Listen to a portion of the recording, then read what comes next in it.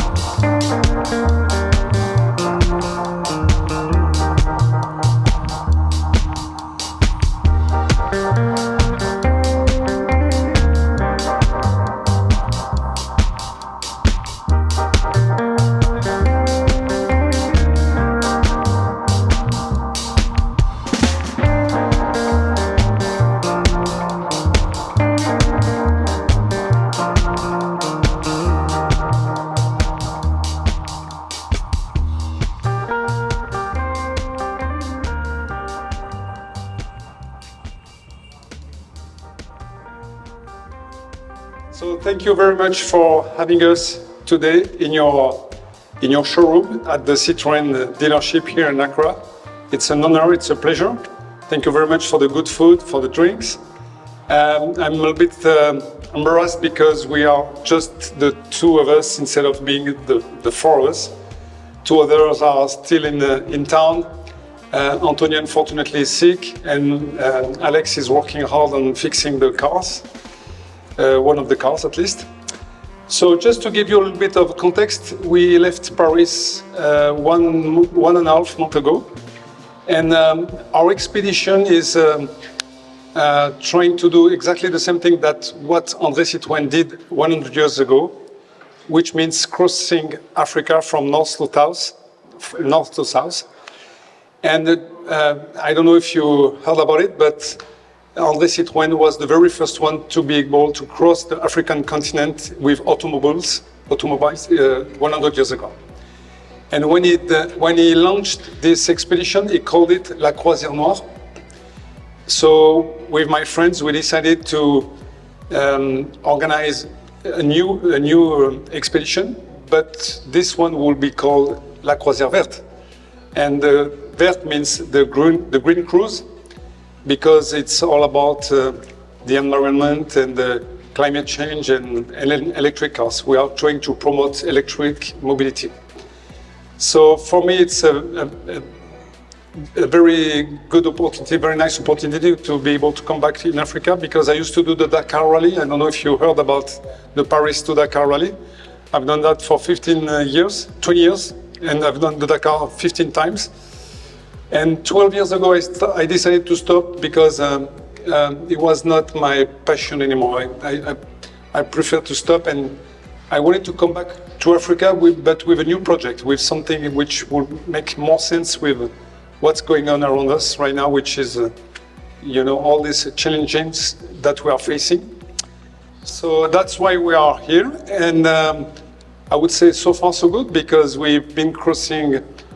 So France, we took the ship in Marseille, went directly to Tangier in Morocco, Mauritania, Senegal, Guinea, Ivory Coast, and Ghana. So I'm very happy because the 4 cars are here. They are in pretty good shape. The team is doing a good job every day. So I'm very excited about keep going the same way, even though we still have a long way before being in South Africa. So that's pretty much what I wanted to give you as an introduction. And if you have any specific question, I'll be happy to answer them. And then I will give the microphone to David. It's a small audience, but it's cozy. It's kind of cozy. On behalf of Silverstar, I would say Akwaba. Akwaba, yeah. Akwaba means welcome in a local language. It's an honor having you here. You're on a great trip, and it's amazing that you're trying to regenerate what happened 100 years ago. We support you. We are here for your service. We're looking forward to hearing great news, pictures of you in South Africa. Please stay in touch. Yeah, thank you. Thank you very much. Thank you. Question. The energy you started the experience with, it is still the same. You mean, are you talking about my motivation? Yes. Yes. I would say I'm even more motivated now than at the very beginning, because at the very beginning, before the start, I was very nervous. I was close to the burnout, because it was so much work.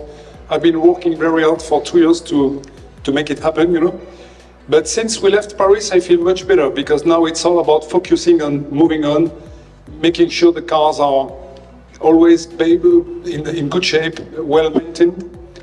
So honestly, I feel better, and we almost did half the way. Actually, we did half the way. If we consider the start from Paris to South Africa, we are half the way pretty much. So it's very encouraging in the sense that we were able to do the first half, so there is no reason we won't be able to do the second half. Even though we are a bit tired, the cars are also a bit tired, but the motivation is there. So no, it's not about motivation, it's more about making sure that we will be able to overcome all the issues, difficulties that will come soon, I'm sure. Especially, you said, in Nigeria and Congo. So now I'm a little bit worried about this part of Africa, Central Africa. Great. All right. Maybe David wants to say something. Yeah, no, for me it's also great to be here. I actually only joined the expedition around 3 weeks ago. I jumped in for another member who had to leave for personal reasons, but I'm really passionate about electric mobility. I also have a company in Switzerland that is developing an electric cargo vehicle. So, and I also traveled to Africa already about 10 years ago with my bicycle. I was here for 4 months. And now it was a great opportunity to come back, and it's just nice to see how welcome we are with our vehicles, because every day I get maybe 10, 20 people who ask me, can I buy this already here? Can we swap? When are you selling it? And I have to say, I mean, right now not, but pretty soon you will be able to. And also we are testing, we're driving across Africa and make sure that the technology also holds up for the local conditions. And I think many of the young people here, the children here, maybe they will only ever own an electric vehicle. They won't even ever own a vehicle with combustion engine. And I think it's a great chance for Africa to kind of, like they jump from no telephone to having a smartphone, and they can jump from having no vehicle to having an electric vehicle, and they don't have to do the whole mess with the combustion vehicles that you pay a lot of money for the fuel and for maintenance.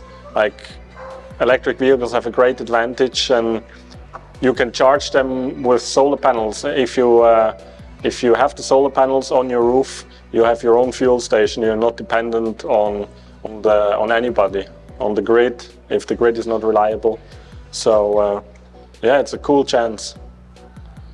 Can you tell us a little bit about the cars? Yeah, sure. I mean, also Eric knows even more details, but just on the electrical system, they have lithium iron phosphate batteries. Like it's quite a new technology of batteries. The good thing about them is they have a really long life, so you can easily expect them to last about 10 years. They don't need active cooling unless you want to do fast charging, but for them we just charge them at the normal plug. So they don't need active cooling system. The whole system is really simple. That's the advantage of it. And they only also work with 48 volts. So we have like a low voltage. You can touch any part of the car and you will never get injured by an electric shock. That's a very central point of this electrical system, because the goal is that you have to be able to repair it in local shops around the country, around Africa. And people can learn all about this technology in 2-3 weeks with the right teacher, with the right books, the videos, and they don't need very specific tools. Like if you take, for example, a Tesla with a high voltage system, you need to have the right computers, the right tools, everything to do anything about it. Otherwise, you can make a fire, you can kill yourself. But it's not the case with these cars, and I think that's a great advantage. And just to the battery, we have 30 kilowatt hours of capacity in the batteries, and these cars are so efficient that we're actually able to drive 500 kilometers on one charge. So like when it's really flat, even more. Like I think we managed up to 550, and it's just crazy how little fuel they use. Imagine 30 kilowatt hours is the equivalent of having 3 liters of diesel in your tank. And with 3 liters of diesel, you drive 500 kilometers. So that's how efficient these cars are. Okay, so we know about the Citroën Emi, and what additional upgrades have you done to the car? I think... Yeah. Yeah, I can tell you a little bit about that. So I'm not talking about the electric system already, because maybe just talked about it. Except that maybe we could manage to have 3 different ways of charging. The first one is AC charging. So we can charge from any socket, 220 or 380 volts, 3 phases. And we can also charge from our own solar panels. So it's 220, 380 and our solar panels. So it makes us able to face any kind of situation. We can always find a source of electricity to charge our batteries. Now about the car itself, we made a few changes, like obviously Citroën did 100 years ago. He took stock cars and then he adapted them to the expedition. So we did pretty much the same thing. We reinforced the chassis, we changed the suspension as well, and the stock Emi has a front engine, and we decided to make it a rear engine car. And it's much better when you go off-road, you know. So that's basically all we did in these cars. And as David said, it was quite easy because it's 48 volt technology, easy to work with.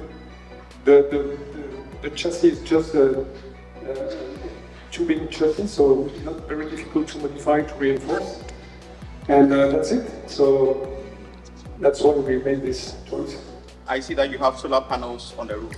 Yeah, good point. Not everybody knows that, but yes, we have a solar roof on each car. It's not to charge the battery really, it just gives us about 5 to 7% of the electricity we need on a daily basis. But still 5-7% that we can make without any effort, because it's permanent, it's always working. But not all the rest is the good thing. The very interesting innovation we made with this concept is the fact that in the same day, because we can carry enough solar panels in our cars, we can spend more time driving than charging. It takes us about 5-6 hours to get a full charge, and we can drive the rest of the day. And we did once 600 kilometers exactly. We did 572, and we had still 10% in our batteries, which was around 600 kilometers. Okay, so the batteries that come with the Emi, did you add on extra battery to make the 60 kilowatt hours, or? No, we get rid of the stock battery because it's not the same technology. Yes. So it was not comparable. You know, we had to make a choice, and we made the choice of LFP, and we put 30 kilowatts of LFP batteries in the bottom of the car. It was quite challenging because the car is not big. Yeah. So we had to find room for 30 kilowatts batteries plus 44 solar panels plus us, plus our personal stuff, plus our camping gears, plus the parts, the tools, the food, the water. So you have everything in those little cars. That's where the challenge was. Okay. So what the total distance you seek to cover? Total would be 14,000, and so far we've done almost 7,000. So halfway through. Yeah, all the stuff. Yeah. Awesome. What are some of the organizations that are supporting? What, sorry? The organizations that are supporting. You mean our sponsors? Or Yes, sponsors. so mainly, the first one is AXA Africa. Then Sun Power Maxion. They are one of the leaders in solar cells. And of course, Stellantis, Citroën Africa. That's why we're here. And thank you again for having us today. And we have also the brand of our suspension. The suspensions are made by a company called Nimbus, and it's an all-automatic suspension, the same suspension that Citroën used to make like 3 years ago. Yeah. And it works perfect for us because we can adjust it to the terrain. Thank you. You're welcome. This question is Africa ready for electric cars? You mean this car? For the journey you've made so far, is Africa ready for electric vehicles? I think it's just the beginning, but you know, we started in Europe like really 5 years ago, so it's growing every year. But I think, as David said, it's maybe even a better opportunity for the African countries because you start from scratch. And I think it will be easier for you to get to the electric mobility than us in Europe because we have so much, heritage from the old industry. So I think it will be even easier in Africa. And also, I think the reality is the fact that Africa is the continent the best located on Earth to make renewable energy. So you have all the good reason to get to electric mobility. And by the way, I remember I saw about 2 years ago on I think it was on YouTube, a video about the CEO of Total Energy Africa, who came here in Accra to make a grand opening for the first charging station. It was, It's not far. Okay. Yes. So when I saw that, I tried to get in touch with this Mr. Jean-Pierre, I forgot his name, the CEO of Citroën Africa, but he wouldn't answer my email. We have to do without Total Energy. But we are Citroën, so we're fine. Claudio, a little more, maybe?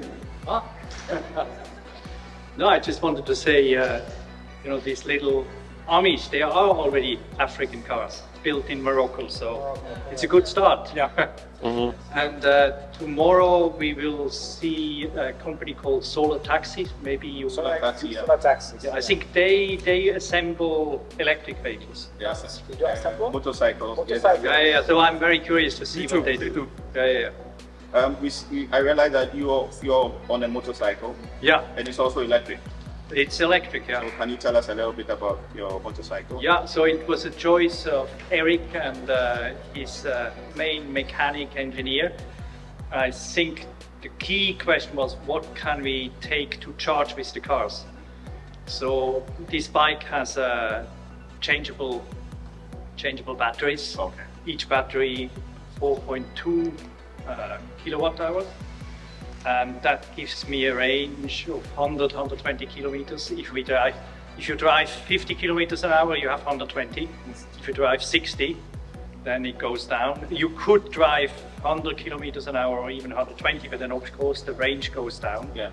And here for us, it's not the speed of the trip. We keep it, you know, reasonably slow to have good range.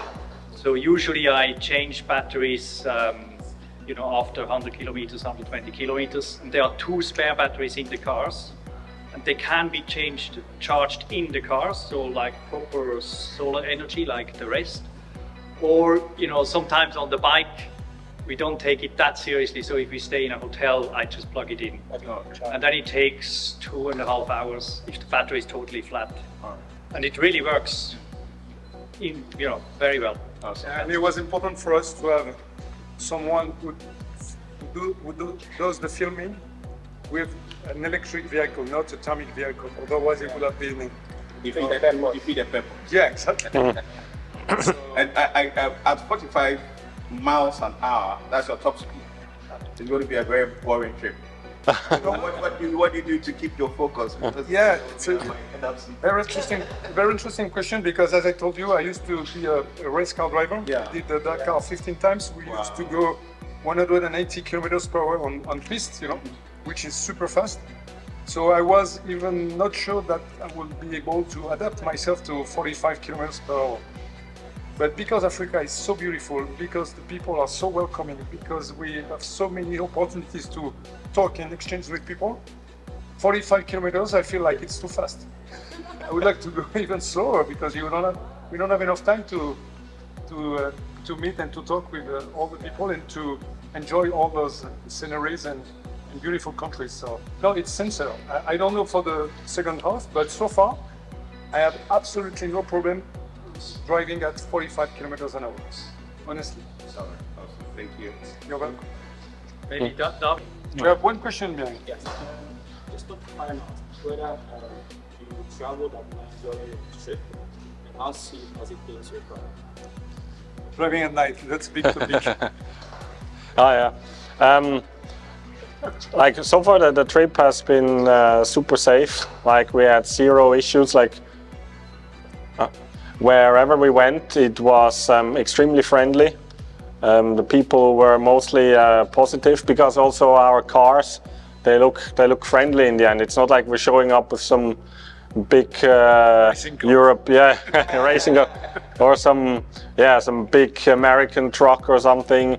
It's like they come to us and they want to talk. And yeah, the driving at night is always an issue. I mean, I'm usually a little bit against it, you know, like there's always a lot of traffic at night. It's not like generally you're not supposed to drive at night, but I've been to Africa before, like I said, with my bike, and I just learned that it is generally easier to be at the place where you want to spend the night by the time the sun sets, because there's always delays, and then something breaks and you're in the dark. It's not easy. But sometimes we had times where it just wasn't possible, because we visited some company or some project, and then it took a bit longer than we thought, and in the end it was dark till we reached the hotel. But Or the campground. Yeah, or the campground. Yeah, I mean, that's good. Like in the worst case, we can just sleep anywhere. You know, we have the tents. But I think generally it's easier when we're finished driving before it gets dark. Yeah. So let's say you have to go. Let's take this from the start. Assume that you had a chance to do some changes on the vehicle. What would you have done? You have to. On the vehicle, maybe I will try to make the suspension even better, because when we are driving off-road, we have to go very slow, because we feel like we are always at the edge to break something. Wow. That's the only thing which worries me a lot. And if I could improve the solar system, I would like to make our solar panels less sensitive to the wind, because when we display all the solar panels on the ground, even a little breeze can take them, you know. So we have some little tricks to avoid that. We have some little clips that we can put. We try to put some weight on the bases, but still, it's a weak point. But I'm very happy to say that now we can improve from something, because we started this expedition from scratch. And I like the idea that this expedition will bring other expeditions, and those guys will have to make it even better and better. So that's the whole purpose of this expedition, is to start from something and then try to improve it for the future. I think the only country where the army is Morocco. Yeah, it's Morocco. They even sold Post office. a range of armies to the post office. Correct, yes. But yeah, to me, there is no reason that even, especially in those very busy cities like Citroën, you can go anywhere. Yeah, that's what we do. Right, good. And any advice to anybody or a group of people with the intention of embarking on a road trip? For you. It's I mean, it's a tough question because there hasn't been like any like major challenges so far. It's really, it's not so like everything looks of course completely different to Europe, but in terms of how easy it is to make a road trip, I think it's not actually harder, because there's more places where you can get food. The people are, in my opinion, more friendly than in Europe. So I think I would tell them to just go and experience it. You know, I think it's good to inform yourself before, like you know, where you're going, like what is the best things to eat and the best roads and all of that. But in the end, I think just do it. It's not crazy different from Europe. Yeah. I would like also to say that when you are watching the news in France for the last couple of years, they say that the friendship between African and French is not that good, and it's getting worse and worse, and maybe it's not a good idea to go in Africa as a French, you know, and we are three French in this team. So I got a bit worried about that, because that's what we hear at the TV all the time on the news.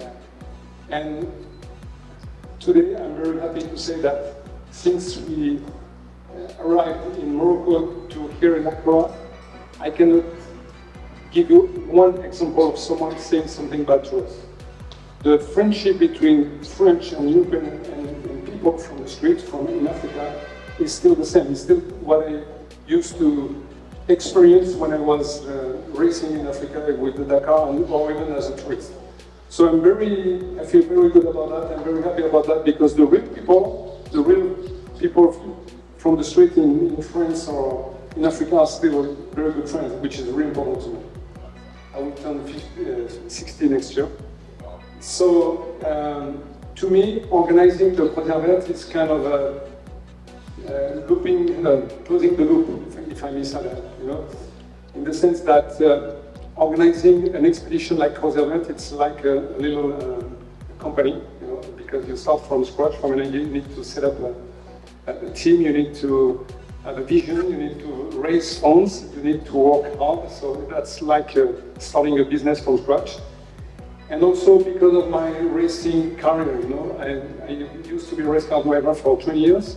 And 12 years ago I decided to stop, because I felt like it was time for me to change, because the world is changing so fast around us. You know, we have so many challenges to face, considering again the environmental issues, the climate change and everything. So I decided to stop all of a sudden 12 years ago, and I had no clue if I will be able to do something again, like a big trip or a big expedition in Africa. But I've been thinking a lot for the last 12 years, and then I found this book called La Croisière from Tangier, and I felt in passion with this book, with this story. It was amazing. That imagine that 100 years ago there was no roads, no bridges, nothing, no infrastructure, and those guys could cross the African continent in 8 months, when it was considered as impossible by everybody. So they made it, and when I read this story, I fell in love with the book. And at the end of the book, I realized that 2 years later, it will be the centenary of La Croisière Verte. So I thought this is the story I was looking for. And now let's take on the challenge. Let's do it again 100 years later, but to promote electric mobility. So I went to the Citroën family, to Mr. Henri-Jacques Citroën, the grandson of André Citroën, and his brother Philippe Citroën. I told them, I told nobody about my project, but would you like to support my project as the Citroën family? They said immediately, yes, we are next to you. So I started from there, and then I started to look for people to make a team. And so all the team members are from my racing network. And all together, we worked very hard on this project, and that's how the idea came to me, and how we did it. I understand the question. The thing is, when I started to work on this project, I knew that it would be an adventure. And an adventure, by definition, is something you don't know exactly what's going to happen next. So you need to think about different plans to be able to overcome certain situations when they happen.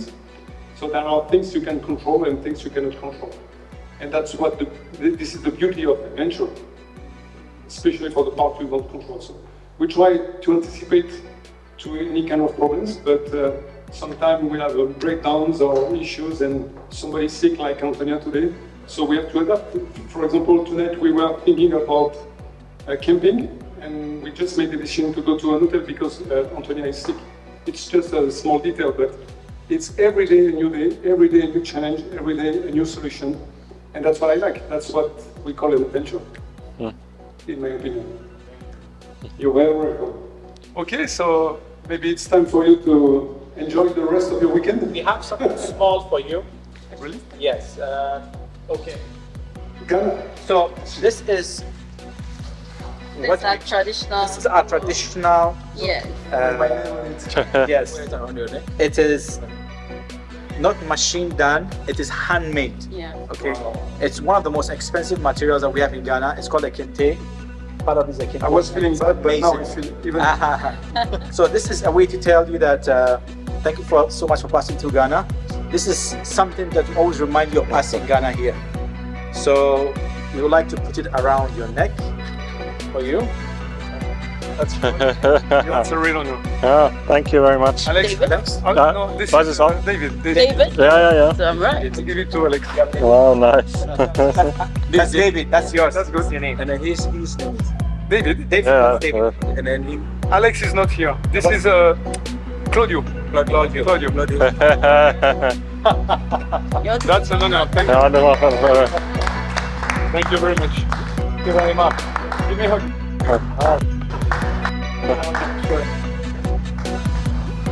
First week is already.